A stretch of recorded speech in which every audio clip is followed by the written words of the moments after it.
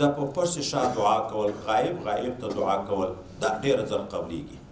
حضرت پیغمبر علیه السلام تر دغه دعا بله دعا زر نه قبلیږي چې سړی دلته شته نه ته دعا ورته کوې، ولې زر قبلیږي؟ وایي دا په اخلاص ډېر دی. خو هغه خو یې تا خبرې نه اوري چې ته رویه کوې، د ده د وړاندې چې دعا ورته کوې هغه خو په کاره دایم اوري، نو خود به ته څه ویایې. کله کله ریاکاري شي پکې 5 روپۍ کومک در سره وکړي نو ته ورته لګیا شې دعا کوې، پسې شا بیا غیبت پسې کوې. دا چې پسې شا شي نو خلوص پیدا شي، وایي خاص د خدای د رضا دپاره. او څوک چې دا غواړي چې د ځان په باب کې دعا ډېره قبوله شي، هغه د نورو مسلمانانو ته په غیاب کې دعا ډېره کړي.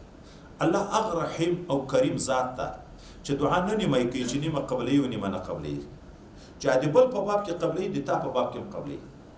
بلکې وایي ته چې بل ته دعا کوي تا ته ملائکه دعا کوي. دغه ملائکه چې موجود دي ته چې بل ته دعا وکړي چې خدای متعالی ته خو دا قرضداري ادا کړې، په خبر شوې په یو مسلمان په حال باندې، ملائکه وي امین او خدای پاک چې الله تعالی د قرض هم ادا کړي. ته چې د بل د صحت لپاره، د بل د عافیت لپاره، د بل د علمي ترقي لپاره په هر لحاظ دیني وي که دنیوي ته چې دعا کوي، وایي ملائکه امین وایي ځکه قبول شي د په باب کې. بیرته ملائکه دستي بیا تا په باب کې دعا کوي چې خدای پاک ته هم داسې ورکړي. مفت جنت ته مفت سودا ده. خو موږ چې ځان ته دعا کوم حضور نشته، چې بل ته دعا کوم خدای چې څه مو وویل هغه الفاظ دي زیات.